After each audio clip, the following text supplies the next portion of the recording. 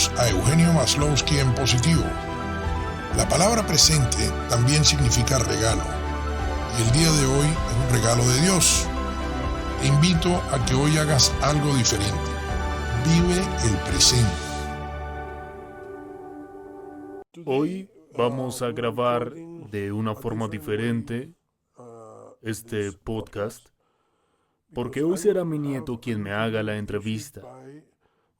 Mi nieto mayor, Jack Maslowski. Así que de aquí en adelante, él liderará la entrevista y yo seguiré sus instrucciones. Suena bien, abuelo. Sé que haces estas entrevistas donde hablas de la vida de otros. Ajá. Así que veamos cómo ha sido la tuya. Muy bien, suena interesante. Bien.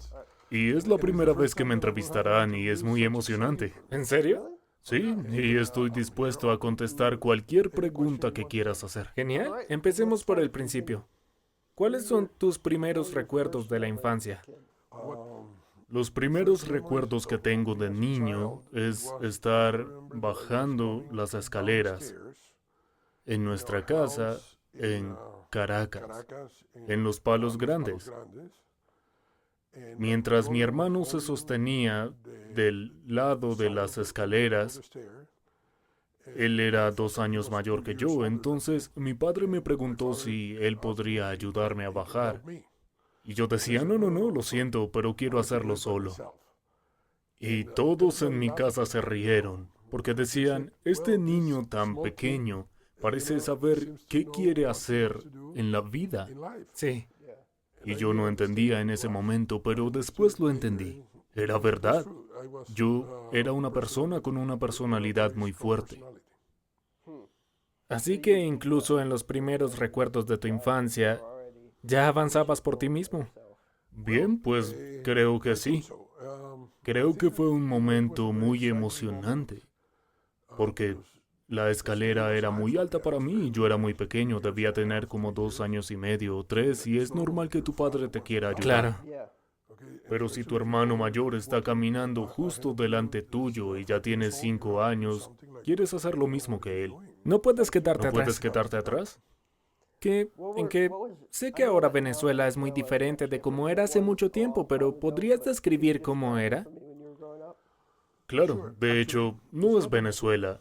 El mundo es completamente distinto porque yo tuve la oportunidad de disfrutar una infancia que fue muy hermosa. La juventud que tuvimos se basó en la gente que llegó después de la Segunda Guerra Mundial. Todos estaban emocionados por construir un mundo nuevo y crear una familia. Y crear oportunidades muy estables como estudiar en una universidad, y trataban de construir una clase media. Sí. Y una de las cosas que sucedió durante estos años y estos recuerdos es que Venezuela realmente era un paraíso. Nadie quería irse en ese entonces porque Venezuela lo tenía todo, ¿sabes? Teníamos un clima maravilloso, la naturaleza más hermosa, la gente era increíble y todo era muy bueno.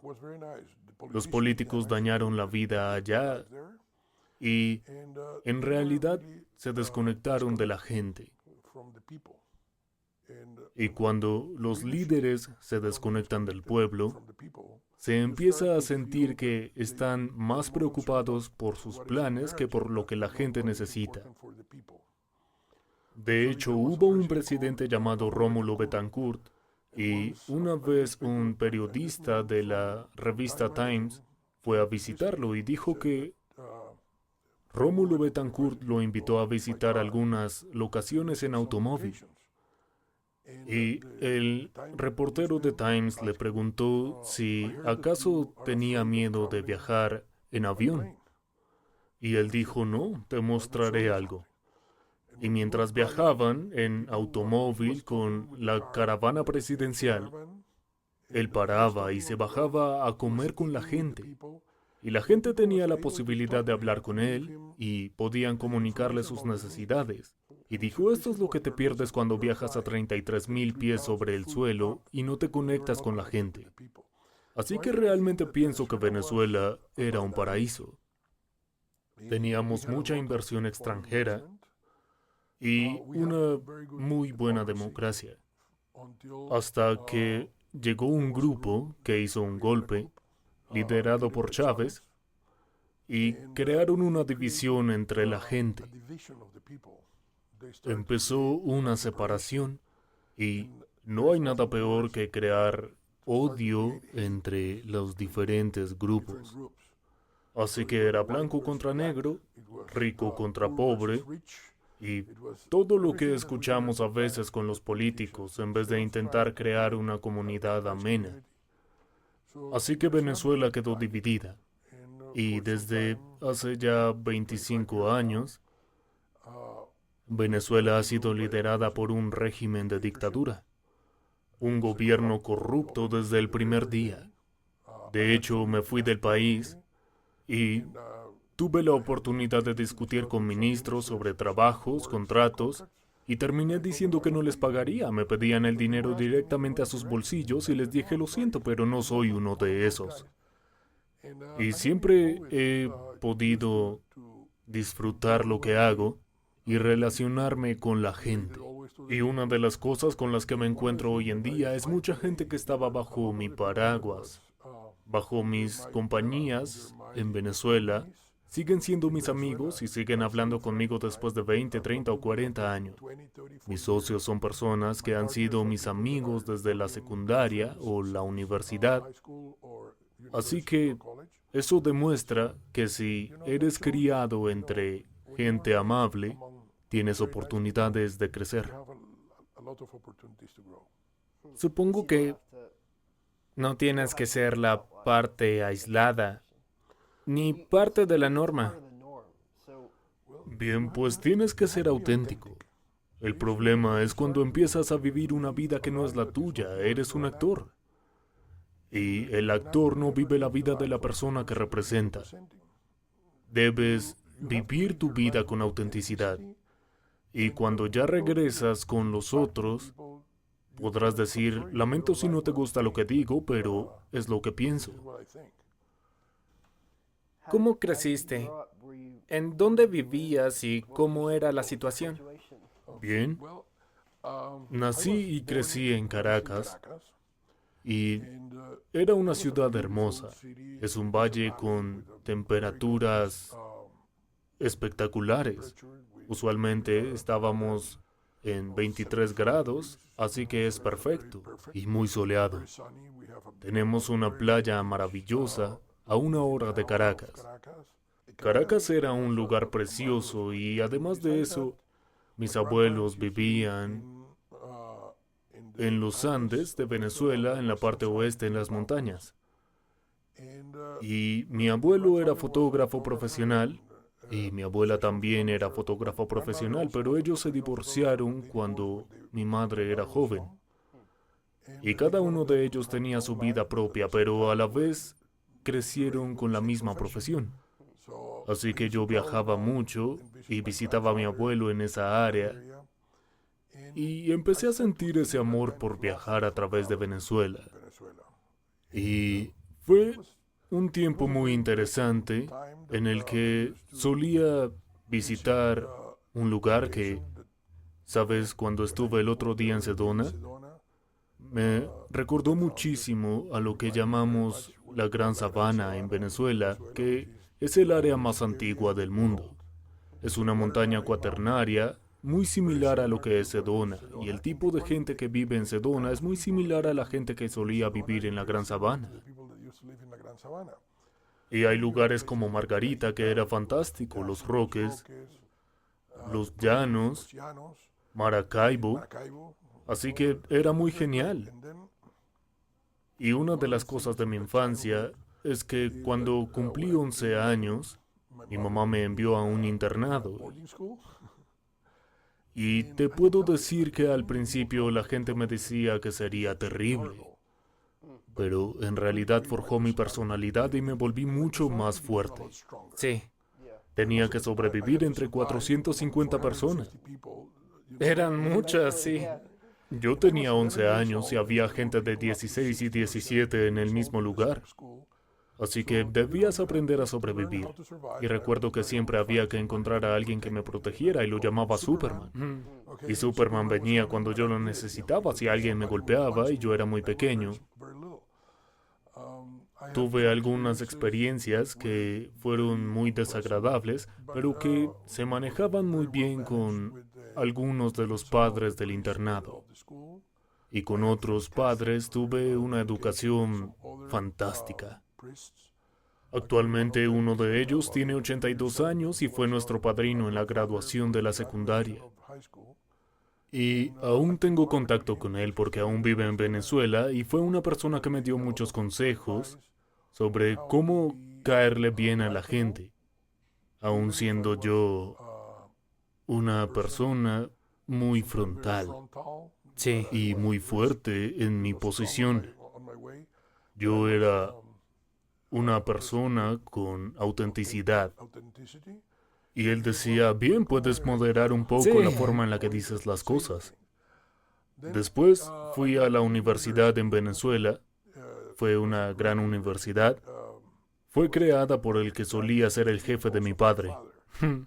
Era un billonario que creó muchos empleos en Venezuela, porque fue el primero en crear industrias de cemento, creó áreas comerciales como Home Depot. Así que él era un hombre con una visión grande y a la vez un hombre muy humano, porque incluso creó fundaciones que ayudaban a la gente a comprar casas. Todos sus empleados eran impulsados a comprar sus primeros hogares. También había mucha gente sufriendo de polio en esa época y él creó un hospital especial para los niños que tenían poliomielitis. Así que la universidad, la creación de la universidad era algo muy bonito porque era para formar gerentes. La creó con el concepto de que sus estudiantes debían ser los que manejáramos el país, que debíamos saber manejar negocios y no solamente ser técnicos, porque había otras universidades que eran más enfocadas en lo técnico. Así que mi graduación de esa universidad fue muy interesante. Y luego, cuando me gradué, el primer empleo que tuve, bueno, lo primero fue una pasantía en una refinería. Y cuando vi la refinería y el clima caliente y todas las actividades que debía hacer, dije, esto no es para mí, no soy un networker. Sí, sí. ¿Qué puedo hacer aquí en la refinería en medio de este clima tan caliente, en un verano en Texas? ¿Sabes? Fue muy difícil, así que le dije al jefe, ¿puedo al menos montar una motocicleta en vez de venir en las vans? Y dijo, ¿estás loco? Esto es seguridad, debes usar el casco y todo eso. Así que le dije, esto no es para mí, muchas gracias por la pasantía, pero me voy. Y luego fui a trabajar a Dow Chemical. Dow Chemical fue verdaderamente extraordinario. Y después de 3 años conseguí trabajo con un grupo venezolano llamado Grupo Cisneros. Pasé 5 meses con ellos. Y después de esos 5 meses me di cuenta que era muy difícil trabajar para un grupo familiar local. Así que me fui a una corporación. En ese momento Monsanto me dio la oportunidad y cuando tenía 28 años, después de ya ser el presidente de Monsanto en Venezuela, me ofrecieron ser el presidente de Monsanto en la Unión Soviética y me convertí en un hombre internacional. Fue muy interesante porque eso creó en mí ese sentido global de la vida. Sí. Ese es un resumen de mi infancia. Pues es una infancia larga. Bien, pues fue fantástica. Fue una niñez que siempre fue muy intensa. Sí. Definitivamente funcionó y no fue una infancia con mucha quietud. Sí. Siempre estabas haciendo algo. ¿Hacías algún deporte? Sí, claro. Yo era arquero de soccer, lo que llamábamos fútbol allí. Sí. Y sabes, yo era el arquero de el equipo de la universidad. Así que jugaba los partidos interuniversitarios y también solía montar mucho la bicicleta. De hecho, cuando tenía 10 años, tuve un accidente muy grande y me caí en uno de estos, no sé cómo lo llaman. ¿Alambre de púas? Sí, un alambre de púas. Estaba colgando de mi mano. Y fue divertido porque después me llevaron al doctor, pero el doctor estaba en una fiesta, así que vino desde la fiesta y dijo que no tenía tiempo para poner anestesia, así que tuvo que coser mis puntos así. Y fue una experiencia interesante, muy dolorosa, Sí. pero fue buena y me demostró que debía tener cuidado cuando era joven y disfrutar. Así que sí, hacía muchas cosas normales. Iba al gimnasio en la secundaria cuando estaba en el internado. Allí también jugué fútbol y también era el arquero del equipo. Y era muy divertido. En realidad me divertían los Sí. deportes. Jamás fui un profesional. Sí, sí, y es muy... Recientemente he estado viendo a todos los jugadores profesionales, están los de secundaria, los de la universidad, y luego uno o dos de la universidad entran a los ¿Es programas. verdad? Es muy complicado. Y es muy exigente porque para ser un profesional en deportes, hoy en día se trata más de toda una ingeniería, no un simple deseo. Sí, e incluso hay toda una ciencia detrás que dice como, este tipo de persona solo puede hacer esto. De hecho, estudian a la gente, a la comida, lo que pueden o no consumir, cómo deben dormir, cómo deben entrenar y a qué horas. Así que es muy complejo hoy en día. Mm. ¿Eras un niño social? ¿Tenías muchos amigos? Pues mi hermano era mucho más sociable que yo. A mí siempre me gustó más ser... Yo era más como tu padre al principio. Era una persona que estaba más interesada en leer y hacer mi trabajo. Pero siempre he tenido pocos amigos, pero muy buenos. Amigos de los que duran por siempre. Muchos de ellos son mis amigos desde los 11 años. Y aún hoy nos reunimos, ¿sabes? Es muy interesante porque, por ejemplo, yo organicé el grupo de WhatsApp con todos los que eran mis compañeros cuando tenía 11 años. Y es divertido. Y lo mismo con los de la universidad. Y siempre tuve un grupo de amigos muy selecto. No fui una persona que fuera amiga de todo el mundo, Mm. aunque sí los conocía a casi todos. Sí. ¿Cómo seleccionaste a tus amigos? Me da curiosidad. Creo que es química, es algo que se siente, te sientes cómodo con esta persona y me ha pasado incluso ya siendo mayor, porque usualmente los amigos son gente que se escogen en la secundaria o incluso en la preparatoria o la universidad. Pero después de eso el mundo competitivo de los negocios no permite en su mayoría hacer muy buenos amigos. En mi caso, te diré que incluso en mi vida profesional he hecho buenos amigos. Personas con las que hoy mantengo una gran amistad y algunos son mis socios. Genial. Pero ¿cómo eras entonces de pequeño? Como dijiste, leías mucho y no eras tan extrovertido como tu hermano. ¿Qué otras características tenías? Por ejemplo, si yo le preguntara a alguien por Eugenio, ¿ellos qué me podrían decir? Bueno, la gente solía llamarme Osito, Osito. porque mi hermano era el oso y yo era el osito. Éramos niños normales, teníamos... Se podría decir que éramos terribles en ese sentido. De hecho, a veces cuando veo a mis hijos, tu padre, tu tío, tus tías, siento que fui muy bendecido porque ellos eran mucho menos difíciles que yo. ¿Y cómo eran tus padres? Tuve una gran familia. Una de las cosas que veo hoy en día es que mucha gente dice que la familia no es tan importante, lo cual es totalmente falso. La familia es la base de toda la sociedad y si no tienes una familia fuerte, usualmente serás una persona con muchos conflictos en la vida. Mi padre era un hombre fuerte, pero murió cuando yo tenía 10 años. Él era muy mayor. Ya era una persona muy madura. Cuando yo nací, él tenía 54 años. Mm. Así que él murió cuando tenía 64 de un ataque cardíaco.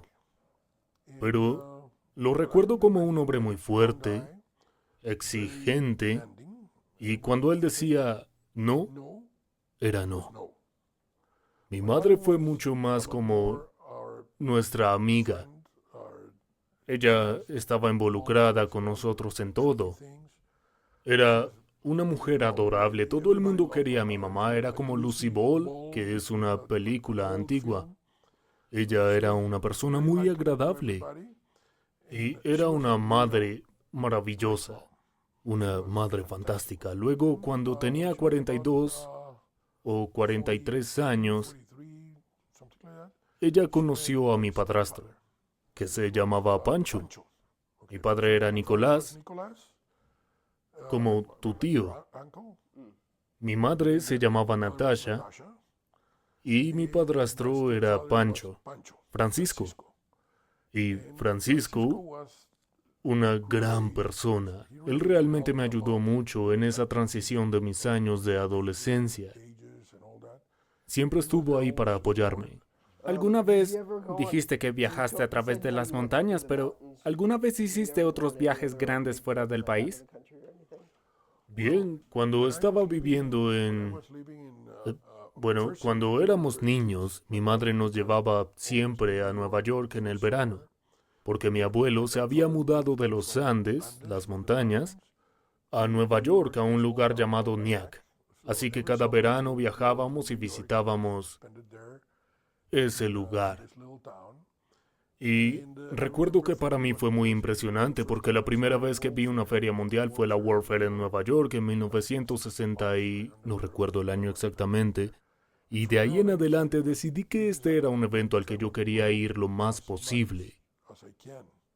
Y he estado en varias de esas ferias mundiales. Y que, solo por la curiosidad, ¿qué se hace en una feria mundial? En la feria mundial muestran cada país del mundo y es como un gran Epcot. Pero los países muestran qué están haciendo por el mundo para los próximos 5, 10 o 20 años. Así que muestran tecnologías, las tendencias de hacia dónde va el mundo. Y la feria mundial es muy interesante. La última fue en Dubái en el 2022 y la próxima es en Osaka, Japón.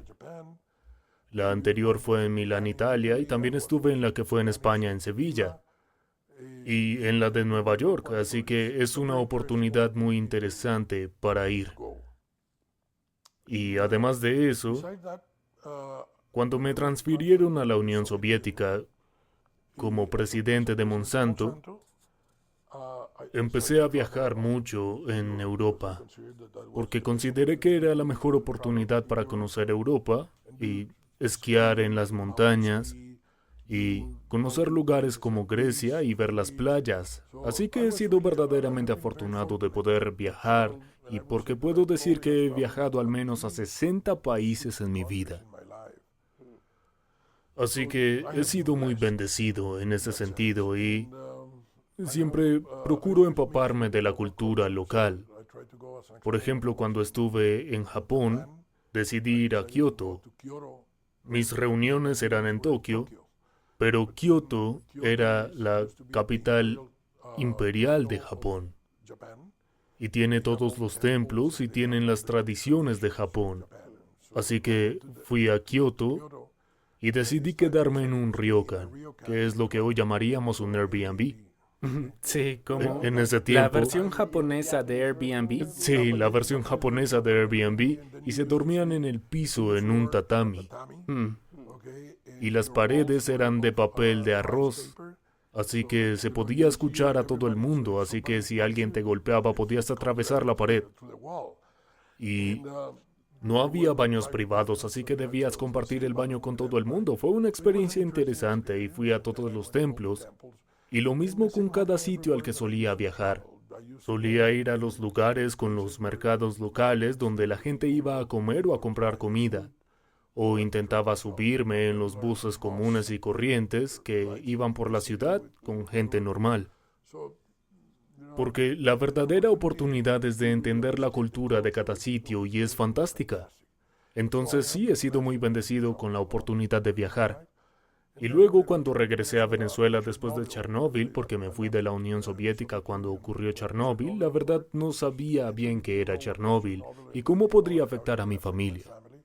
Así que renuncié a Monsanto y regresé a Venezuela y me contrató un grupo local, así que tuve la oportunidad de viajar mucho con ese grupo porque yo estaba encargado de las exportaciones y las relaciones institucionales del grupo. Así que tuve la oportunidad de conocer gente interesante. Conocí al emperador de Japón, a Fidel Castro.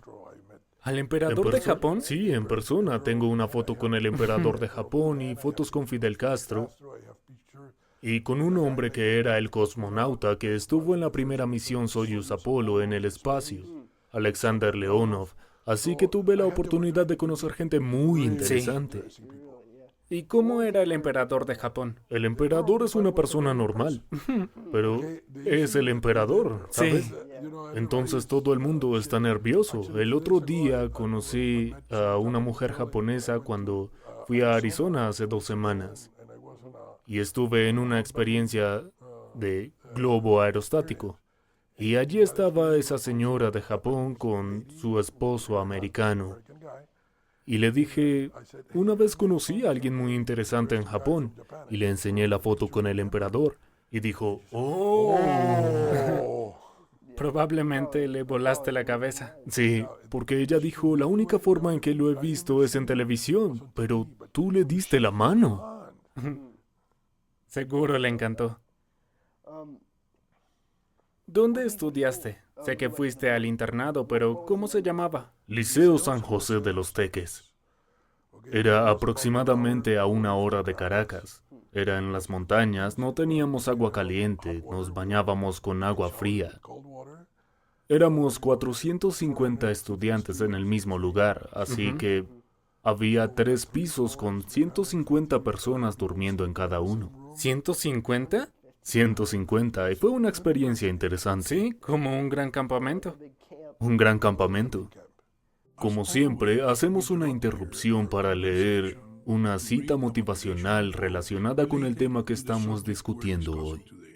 Nuestra cita motivacional de la semana para este podcast es de un actor británico joven llamado Tom Hiddleston. Y dice lo siguiente: mi abuelo era mi héroe. Me enseñó a ser valiente y siempre mantener mi integridad. Si hay algo que me llevo de esta cita de este actor británico, es que nuestro trabajo, además de malcriar a nuestros nietos y dejarles el trabajo duro a los padres, es pasar nuestros valores familiares, éticos y morales, pues son la viva expresión de nosotros en el futuro. Es nuestro legado. Estábamos hablando antes de cómo Venezuela y el mundo en general ha cambiado de lo que era justo después de la Segunda Guerra Mundial a lo que es hoy.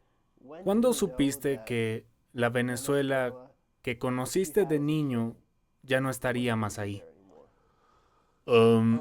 Es una pregunta muy interesante, porque una de las cosas que uno descubre en cierto punto de la vida es que ser parte de los baby boomers, que es mi generación, nos hizo crecer como niños felices.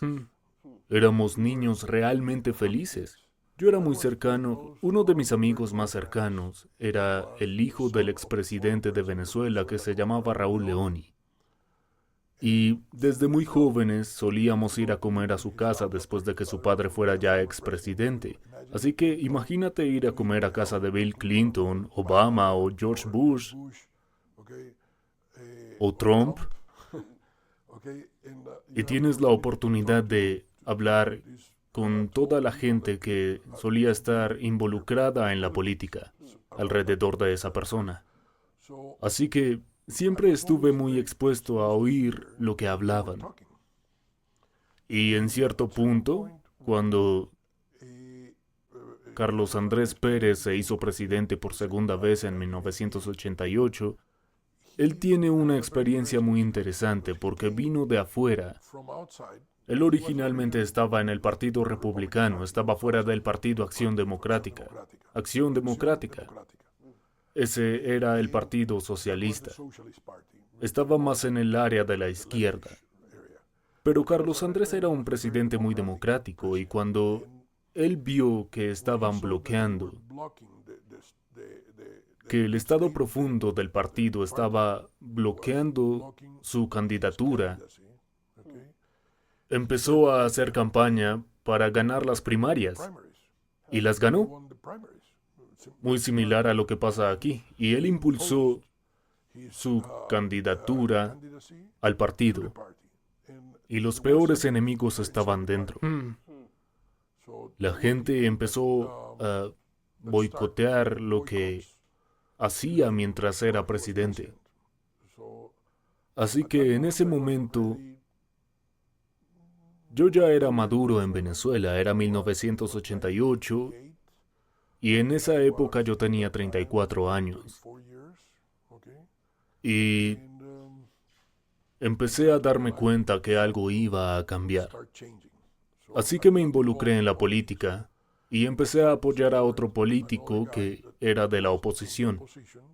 Aunque a mí me gustaba y yo siempre había votado por el partido de Carlos Andrés, el otro político, Eduardo Fernández, era muy interesante como político y fue educado para ser estadista. Era estadista. Era bueno en su trabajo. Sí, hacía bien su trabajo, pero no era carismático. Era una persona que no tenía carisma. Qué combinación tan interesante. La mayoría de las veces es extraño que haya sido entrenado como estadista, pero sin carisma. No Sí, sé. y eso pasó, por ejemplo, acá en Estados Unidos con Richard Nixon. Richard Nixon era una persona que no tenía carisma. De hecho, era considerado astuto o engañoso.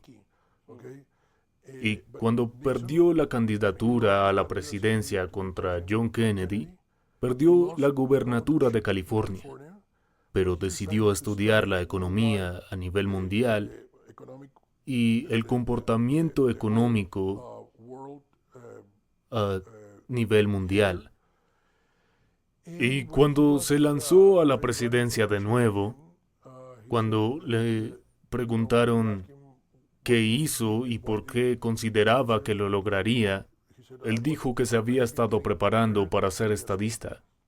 Entiendo ahora lo que pasa en el mundo y puedo ser un buen presidente y creo que la historia ha sido buena con él porque en realidad sí fue un buen presidente. Y lo mismo pasó con Carlos Andrés Pérez. Eduardo Fernández no tenía la oportunidad y cuando el partido empezó a boicotearlo, Chávez organizó el primer golpe contra Carlos Andrés. Me di cuenta que el tiempo de la democracia iba a expirar, especialmente cuando se empiezan a convertir en estos políticos oportunistas que llegan y empiezan a decirle a la gente lo que quiere oír, pero no lo que es necesario para el país. Son políticos muy populistas. Rafael Caldera, que ya tenía unos 80 años, decidió postularse a la presidencia por segunda vez. Ya había sido presidente del 69 al 73. Y fue un presidente terrible. Era una persona muy arrogante, muy separada del mundo real. Y cuando él decidió postularse en 1993 para ser presidente en 1994, me di cuenta que la democracia estaba en peligro. Y su gobierno durante estos 5 años fue terrible porque estaba completamente senil y... ¿Ya era muy viejo? ¿Disculpa? ¿Ya estaba muy viejo? Tenía más de 80 Entiendo. y ya estaba senil. Era una persona que no reaccionaba a muchas de las cosas que debía hacer como presidente. Ujú. Y ahí fue la primera vez que yo sentí que no importaba quién era el presidente, porque usualmente hay un grupo de gente detrás que está llevando a cabo las cosas y mostrándole al presidente lo que debe ver. E incluso si fuera alguien joven, usualmente ese grupo de gente intenta esconder las cosas importantes y seguir sus propios intereses.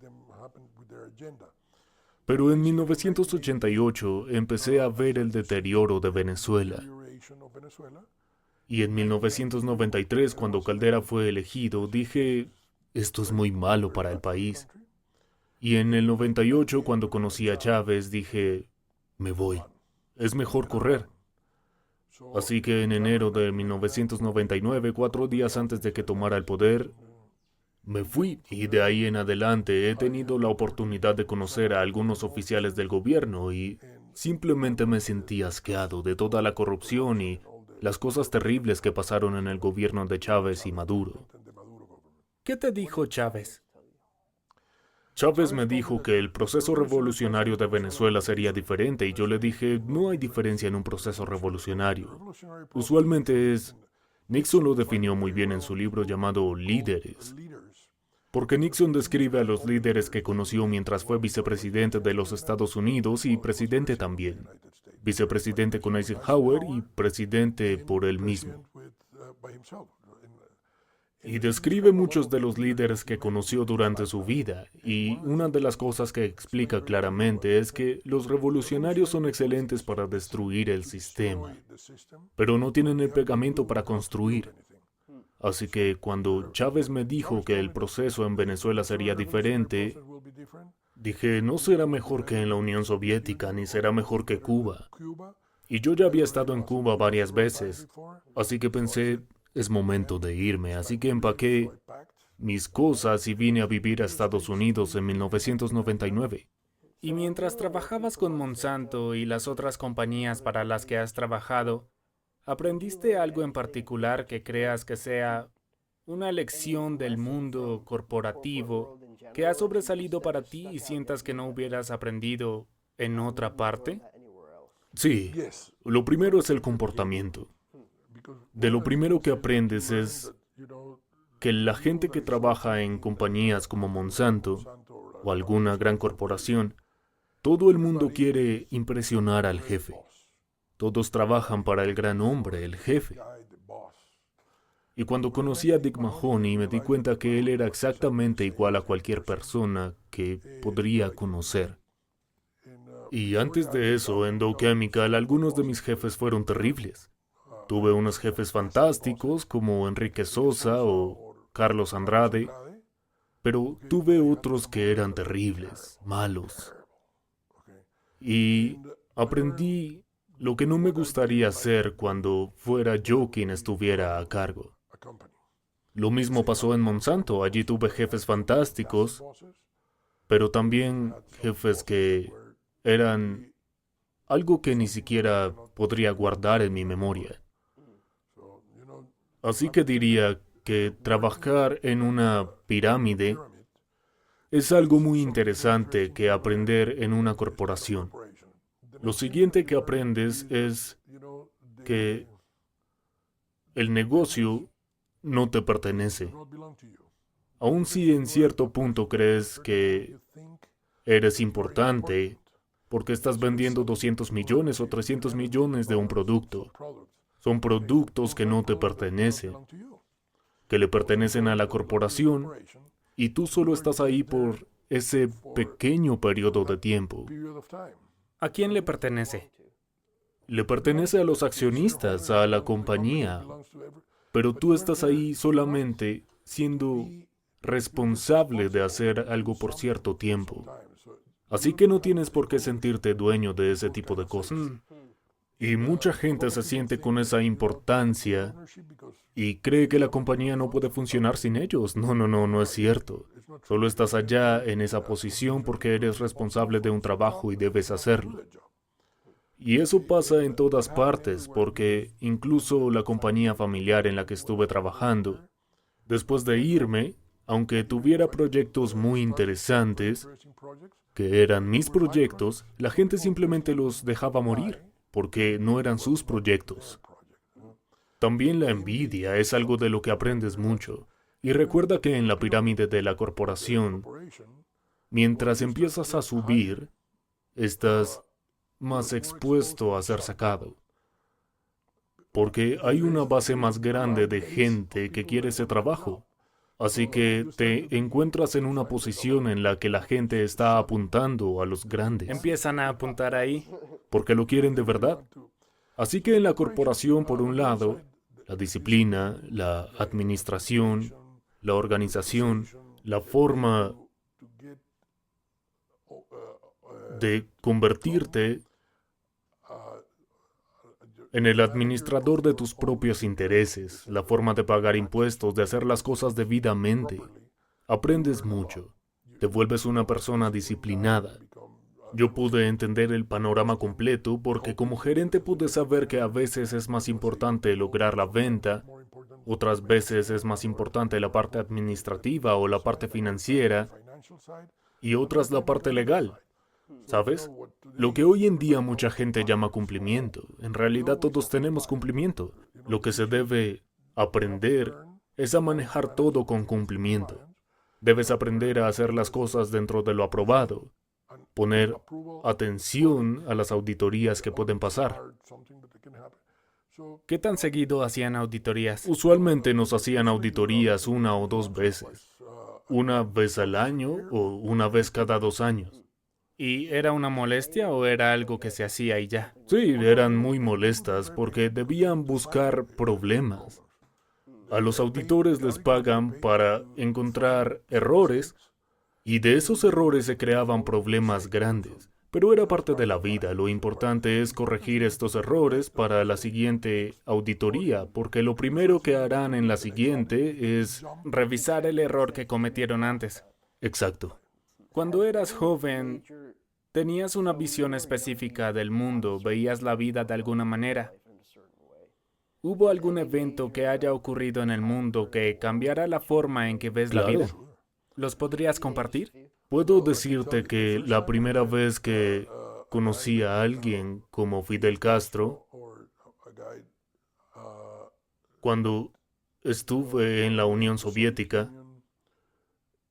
empecé a darme cuenta que, wow, esta no es la forma en la que yo quiero vivir, necesito mi libertad. Para mí la libertad es algo que Dios me dio, y ningún humano podría quitármela. Yo creo en Dios y tengo mucha fe. Así que, para mí la libertad es el mejor regalo que hemos recibido de Dios. Lo segundo es que cuando estaba saliendo de la Unión Soviética pasó lo de Chernóbil y me di cuenta de lo que podría ser un problema nuclear. En Chernóbil mucha gente murió o fue afectada por años por la fuga nuclear. Así que para mí Chernóbil fue algo que realmente generó un quiebre en mi vida. Y luego tengo varios hitos de vida que he pasado, incluso pasé por una bancarrota una vez. Pero lo importante es no tener miedo de caer. No puedes tener miedo de pasar por cosas, no puedes tener miedo de lo que no puedes controlar. Lo importante es estar listo para la siguiente oportunidad. Debes ser una persona determinada y saber que quieres tener una buena calidad de vida, que quieres darle lo mejor a tu familia. Y cuando me preguntan si soy una persona exitosa, digo que sí, porque mis hijos son mejores personas que yo. Y están viviendo una calidad de vida mejor que la que yo tuve porque tuve la oportunidad de dárselas. Así que sí, soy una persona exitosa porque he logrado mi legado. Sí. Tal vez no... Quiero decir, aunque no lo crean, tal vez el éxito no es lo que tú haces, sino lo que ayudas a hacer a los demás. Así es. Definitivamente. Recuerda que Dios nos dijo que debemos ayudar a los demás y debemos amar a los demás como nos amamos a nosotros. Y la razón por la que se transformó en humano, que se transformó en Jesucristo, fue porque Dios entendió cómo podrías amar a tu vecino si dices que amas a Dios, a quien no conoces, pero cuando ves a tu vecino no lo amas con la misma intensidad. Por eso bajó a la tierra, para enseñarnos por qué debemos amar a nuestros hermanos. Si fueras a empezar a vivir de nuevo, ¿harías algo de manera diferente? Bien, pues, en primer lugar, nunca sabes lo que te traerá la vida, porque siempre estamos haciendo cosas basándonos en las situaciones que pasaron en nuestras vidas. No sé si nacería de nuevo en la misma familia o en el mismo país, así que diría que si tuviera la oportunidad de escoger, no tendría ningún problema con repetir mi vida tal y como ha sido hasta el momento. Pero si me preguntas, si tuviera la oportunidad de aprender otras cosas, sí, me encanta aprender, me gusta aprender algo cada día. ¿El futuro resultó ser lo que esperabas? ¿Esperabas llegar a estar donde estás hoy? Sí. El futuro ha sido muy hermoso en mi vida, porque he tenido el tipo de familia que quise. He tenido la oportunidad de vivir con libertad. He tenido la oportunidad de viajar por el mundo. He tenido la oportunidad de amar a la mujer que más amo. Así que diría que he sido bendecido. He sido muy bendecido. Muy bien, creo que eso es todo. Hemos cubierto todo. Espero que te haya gustado. Sí, fue muy divertido. Espero que te sirva para tus clases y a tus amigos, si quieren vernos, pueden visitarnos en el podcast. Sí. Ya eres parte de mi podcast. Wow. Gracias. Muchas gracias, abuelo. Me divertí. Espero que hayas disfrutado del episodio de hoy y si ese es el caso, te invito a que revises todas las frases positivas de capítulos anteriores en la página web Eugenio Maslowski en Positivo. Suscríbete y déjame un mensaje con los temas que te gustaría que discutiéramos en futuros podcasts. Gracias y hasta la próxima.